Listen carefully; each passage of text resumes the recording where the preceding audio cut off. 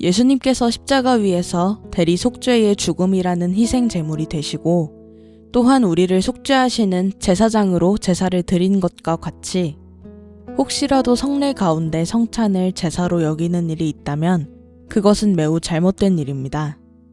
그리스도의 몸과 피를 상징하는 성찬은 그것을 통하여 이미 그리스도께서 이루신 희생제사를 상징하는 것일 뿐이며 그 제사를 다시 드리는 것은 결코 아니기 때문입니다. 성찬은 그리스도의 희생제사를 통하여 우리에게 단번에 죄사함과 영원한 생명을 은혜로 주신다는 것을 선언하고 확증하는 하나의 표일 뿐이지 그것 자체가 결코 제사는 아닙니다. 분명히 그리스도께서 구원의 모든 사역을 마치시고 승천하신 이후에 죄사함을 받기 위하여 하나님께 우리가 드릴 수 있는 제사는 없습니다.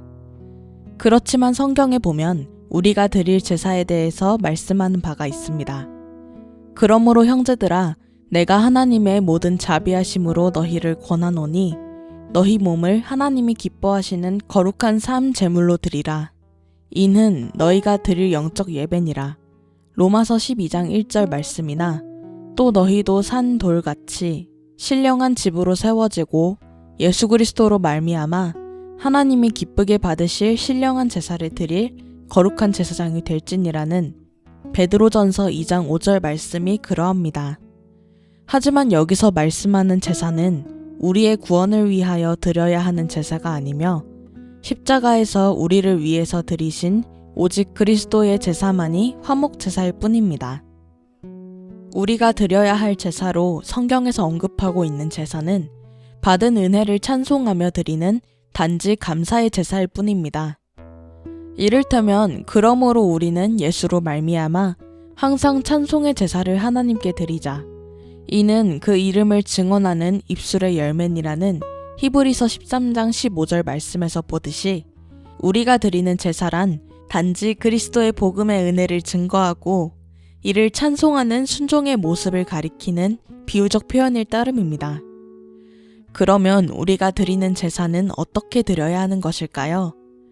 그러한 제사는 주님의 교훈에 순종하고 선을 행하는 믿음의 열매를 통해 드려집니다.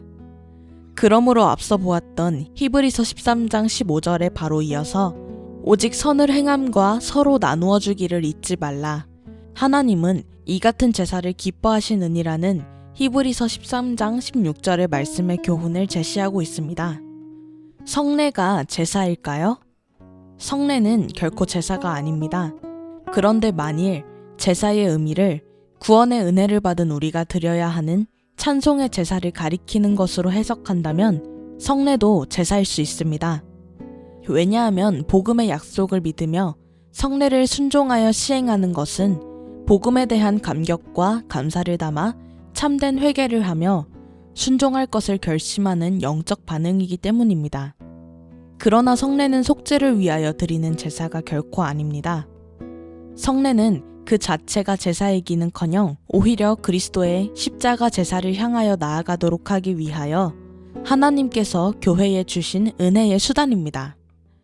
성령 하나님께서는 우리의 모든 구원이 오직 그리스도께서 드리신 단 한 번의 희생제사에 근거한다는 사실을 복음의 말씀으로 증거하시고 또한 성례를 통하여 확증하십니다.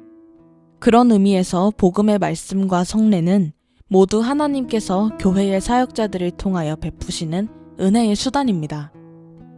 즉, 내적으로 믿음을 우리 안에 일으키고 그것을 강화시키기 위한 외적인 수단인 것입니다. 말씀과 성례는 다음과 같은 점에서 서로 다른 특징을 갖습니다.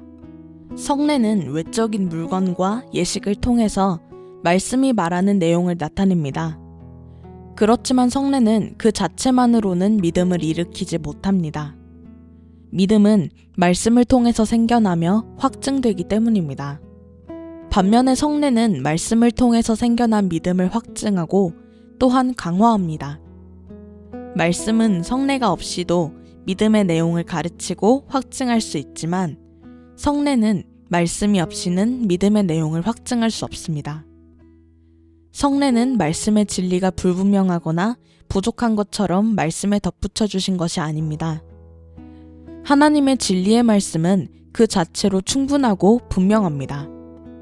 하지만 우리가 말씀의 진리에 어둡고 무지하며 어리석기 때문에, 그리고 우리가 부패하여 진리를 의심하는 연약성을 가지고 있기 때문에 하나님께서는 우리의 믿음을 강화하기 위하여 성례를 제정하여 주신 것입니다.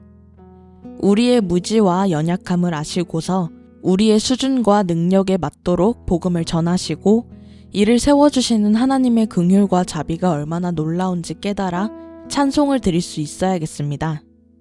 그러므로 성례를 무시하고 일부러 참여하지 않는 경우가 아니라면 성례의 시행이 없어도 말씀에 의하여 중생을 받아 구원에 이를 수가 있습니다. 그렇지만 우리의 연약함을 아시는 하나님께서는 복음의 말씀에 대한 보이는 증거로서 성례를 우리에게 제정하여 주심으로써 말씀으로 우리의 내면에 형성된 믿음을 확증하고 강화시켜주는 은혜를 베풀어 주신 것입니다. 하나님의 은혜를 다 같이 찬송합시다. 샬롬.